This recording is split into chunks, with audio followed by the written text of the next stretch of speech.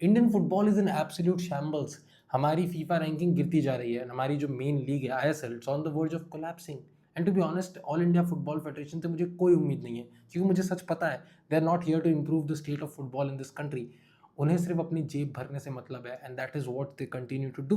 लेकिन एक आदमी है जो अगेंस्ट ऑल ऑड्स लड़ रहा है, चाहे वो करप्शन के खिलाफ हो या फिर इंडियन फुटबॉल को ग्लोबल स्टेज तक पहुंचाने की कोशिश हो। He is doing everything in his power, and his name is none other than Ranjit Bajaj, the coach and owner of Minerva academy. Is already taken Minerva academy places. वो स्वीडन और नॉर्वे में जीत चुके हैं, and now they are eyeing the MIC cup. और ये जो Mick cup है ना, इट्स अ मैसिव डील। और ऐसा क्यों कह रहा हूँ मैं? क्योंकि हालैंड वहाँ खेल चुका है, यमाल वहाँ खेल चुका है। Majority of the big name players you know have played in that tournament. Even the great Lionel Messi has taken part in that tournament.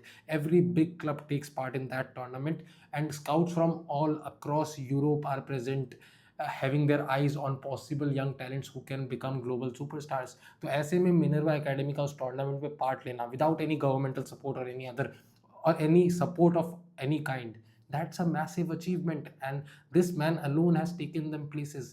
He's done it in the past and he continues to do it. He continues to fight corruption. He continues to fight so that Indian football can still be alive and eventually make it to that stage जहां हम सब उन्हें देखना चाहते हैं।